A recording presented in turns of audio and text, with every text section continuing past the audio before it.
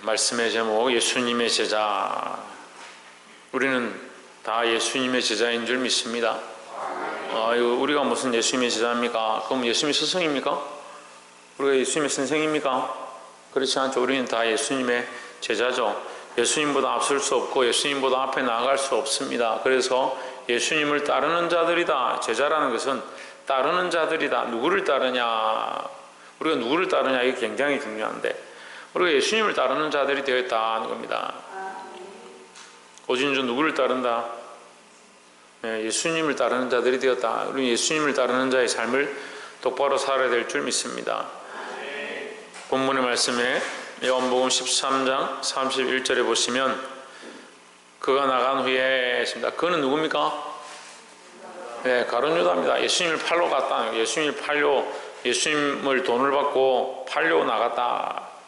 예수님을 팔러 나간 후에 예수께서 이르시되 지금 인자가 영광을 받았고 하나님도 인자로 말미암아 영광을 받으셨도다 했습니다. 영광을 받았고라는 것은 이제 고난이 시작되었고 이렇게 쓸 수 있습니다. 그런데 고난과 영광이 왜 같으냐? 이것은 신학적으로 비천이 성기와 연결되는 것인데, 비천이 왜 성귀 다시 원래 하나님께로 돌아간다.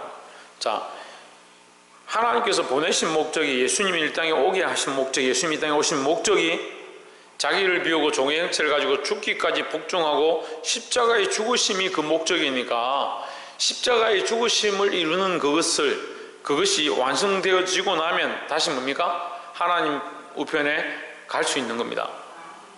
그러니까 예수님의 죽으심이 시작된 것은 다시 또한 말하면 그 영광에 가까이 갔다, 이렇게 얘기할 수 있는 거죠.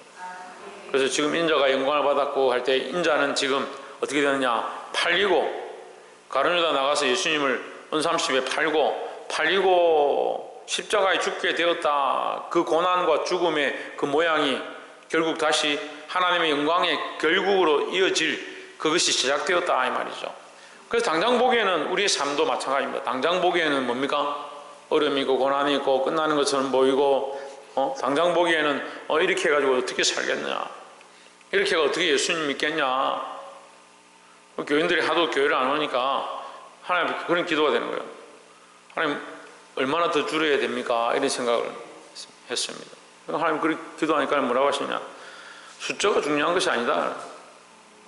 숫자에 많고 적으면 언제든지 얼마든지 금방 채워지고 금방 빠지고 한다. 이 숫자가 중요한 것이 아니다. 우리가 이 믿음을 지키는 것이 더 중요하다는 거죠. 그 영광을 받았고 보기에는 고난을 시작되었는데, 예수님 뭐라고 하냐? 영광을 받았고 이 영광의 자리에 참여하기 시작했고, 이 영광의 일이 시작되었고, 이 말이에요. 시작되었고 하나님도 인자로 말미암아 영광을 받으셨도다. 예수님이 이 하나님의 뜻을 이룬 일을 점점 하고 있으니까 결국 그 영광이 누구에게 돌아가냐? 하나님께 돌아가게 될 것이라는 거죠. 근데 자, 하나님께서 내가 모든 백성을 구원할 것이다. 예수님의 십자가의 죽음으로 그를 믿는 자들은 다 구원하게 될 것이다. 이것이 하나님의 계획이고 섭리고 경륜이고, 하나님께서 그것으로 말미암아 너희를 죄 가운데 있는 그 백성들을, 흑암에 있던 자들을 빛으로 인도할 것이다. 하나님 말씀하셨는데, 예수님이 십자가 안 지고 나는 못 가겠다. 난 하나님 뜻을 이룰 수 없다. 그럼 뭐가 됩니까? 하나님께서 말씀하신 것이 거짓이 되는 거죠. 그러니까 이게 영광이 안 되는 거잖아요. 그러니까 하나님께 영광이 되려면 어떻게 됩니까? 하나님이 선포하신 그 말씀, 하나님이 뜻하신 바가 이루어져야 된다는 거죠. 그 뜻을 이루어 가시는 것이 예수님의 생애고, 예수님의 그 생애에서 지금 마지막 클라이막스, 굉장히 중요한 자리에서 자기를 비워 종의 형체로 오신 예수님께서 죽기까지 복종하시는 이 마지막 장면, 그의 제자가 자신을 파는데 그 파는 사건이 어떻게 보면 비참하고 고난이고 끝나는 것처럼 보이고 세상이 종결되는 것처럼 어떻게 이런 일이 내게 있을 수 있느냐, 이렇게 볼 수 있지만, 예수님은 그것이 이제 영광이 시작이다. 내가 이 영광을 받게 되면 하나님께 영광이 돌아간다. 왜? 하나님의 말씀하신 것이 이루어지는 것이기 때문이다 하는 거죠.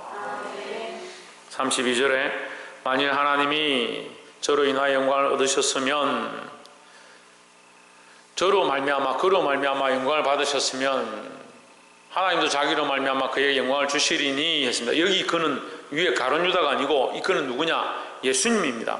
그러니까 만일 하나님이 예수님으로 말미암아 나로 말미암아 이 말이죠. 지금 나로 말미암아라 표현이 어색하니까 그러라고 표현했는데 예수님으로 말미암아 영광을 받으셨으면 예수님의 십자가의 죽음으로 말미암아 하나님께 영광이 되었으면 하나님도 반드시 그에게 영광과 상급을 주실 것이다. 그를 높여주실 것이다 라는 거죠.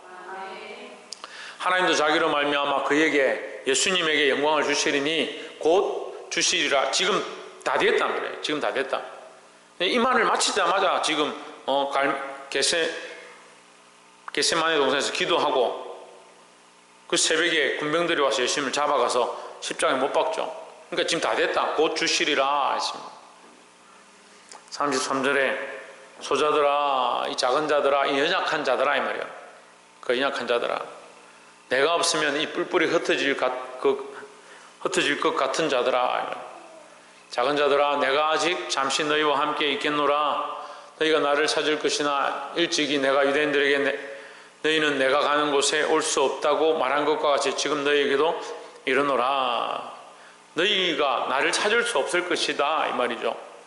너희가 나를 찾아도 찾을 수 없다. 왜? 또 내가 가는 곳에 너희가 올 수 없다. 왜? 같이 십자가에 죽을 수도 없고 그 음보에 내려갈 수도 없고 그 부활에 참여할 수도 없으니까 너희가 나를 찾아도 찾지 못할 것이다 이 말이에요. 이것은 뭘 얘기합니까? 예수님의 죽으심을 얘기합니다. 죽으신 분을 찾을 수가 없는 거죠. 어디에서 죽으셨다? 문창빈 어디에서 죽으셨다?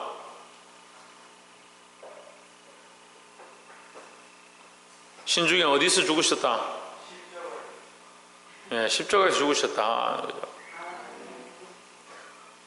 홍준 어디서 살아나셨다? 박이사 어디서 살아나셨다? 네, 죽음에서, 무덤에서 살아나셨다. 그러니까 십자가에서 죽으시고 죽음에서 살아나셨다라는 거죠. 그러니까 너희가 여기 같이 올 수 없다는 거죠. 지금 이 제자들에게 너희는 여기 같이 올 수 없다. 너희가 찾아도 찾지 못할 것이고 만나려고 만날 수 없다. 34절에 새 계명을 너희에게 주노니 서로 사랑하라. 내가 너희를 사랑한 것 같이 너희도 서로 사랑하라 했습니다. 자, 내가 가는 곳에 너희가 올 수 없지만 너희에게 내가 계명을 준다. 너희가 지켜야 될 것들을 가르쳐 준다. 지켜야 될 게 뭐다? 서로 사랑하라. 서로 사랑하라. 어떻게 사랑하느냐? 내가 너희를 사랑한 것 같이 너희도 서로 사랑하라. 예, 우리는 이 단순화의 오류에 자꾸 빠져요. 그래서 이거 하나만 딱 하는 거죠. 서로 사랑하라. 그리고 우리 서로 사랑하면 되겠구나. 근데 그 사랑하는 방법이 뭐냐? 내가 너희를 사랑한 것 같이 사랑하라는 겁니다. 예수님 어떻게 사랑하셨느냐? 잘못된 길을 가는 자에게 책망하시고 어둠의 길로 가는 자들 권면하셔서 이끌어 들이시고 그들의 발을 씻기고 그들을 사랑하되 끝까지 사랑하시는데 잘못된 것은 용납하지 아니하시는 모습까지, 그게 사랑의 모습이다라는 거죠. 그런데 예수님이 사랑하신 사랑의 모습이 아니고 우리끼리 자꾸 서로 사랑하면 그건 참 사랑이 아니죠. 그런데 이걸 너무 많이 가지고 있어요, 사람들이. 예수님의 사랑이 아닌 그냥 우리끼리 서로 사랑하고 우리끼리 그냥 잘해주고 좋고, 그러면 그게 사랑인 줄 착각하는 거죠. 내가 너희를 사랑한 것 같이 했으니까 예수님이 우리를 사랑하신 것처럼 우리도 다른 사람을 사랑해야 되고, 그러면 다른 사람 바라볼 때 어떻게 바라보느냐? 저 사람이 마음에 들어서, 저 사람이 내게 뭐 유익이 돼서, 저 사람이 나한테 도움이 돼서 사랑하는 게 아니라 그저 그 사람을 한 영혼으로 불쌍히 여기고 사랑하되 끝까지 사랑할 수 있는 그런 사랑을 가져야 된다는 겁니다. 35절에 너희가 서로 사랑하면 이로써 모든 사람이 너희가 내 제자인 줄 알리라 했습니다. 우리가 예수님의 제자인 것으로, 예수님을 믿는 자로서 어떻게 나타나느냐? 사랑하는 것으로 나타나는 겁니다. 사랑하는데 어떻게 사랑한다? 끝까지 사랑하고 예수님이 사랑하신 것처럼 사랑한다는 거죠. 이유가 있어서, 조건이 있어서, 무슨 유익이 있어서 사랑하는 게 아니고, 내가 유익이 없고 내가 손해보고 내가 비방당하고 내가 욕을 먹는다 하더라도 사랑하는 게 그게 예수님의 제자의 모습이다라는 겁니다. 때로는 교회에 많은 직분자들 그런 모습을 봅니다.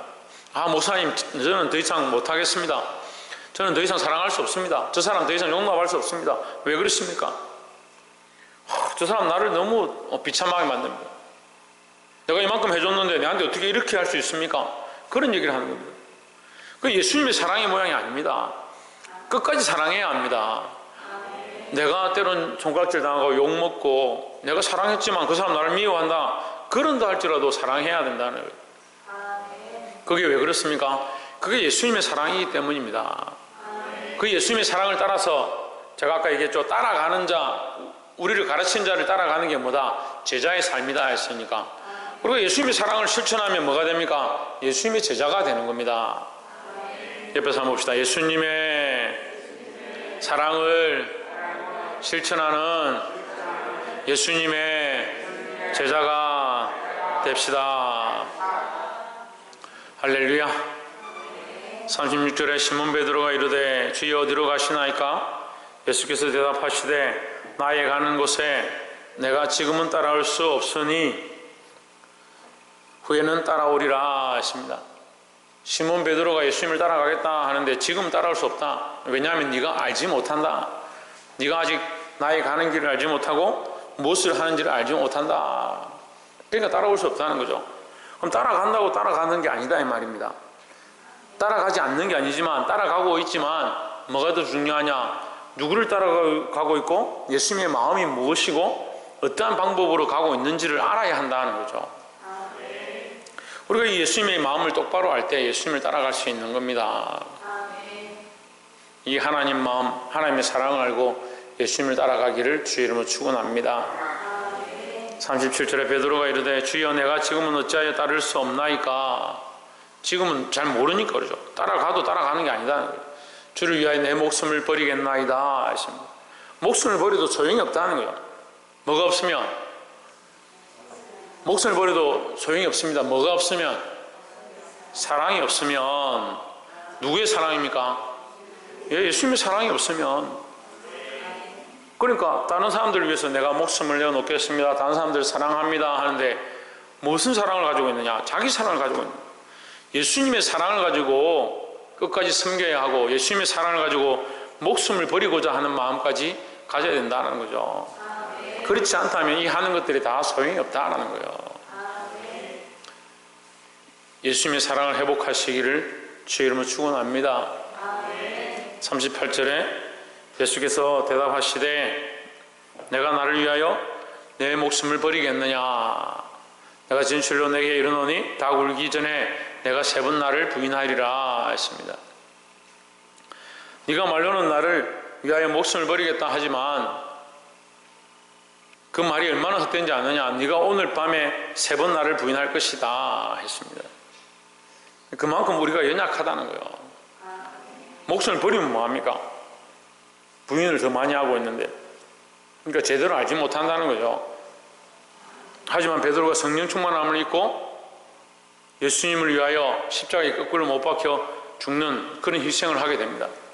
우리의 힘으로 할 수 없고 성령의 역사로 가능하다라는 겁니다. 말씀을 맺겠습니다.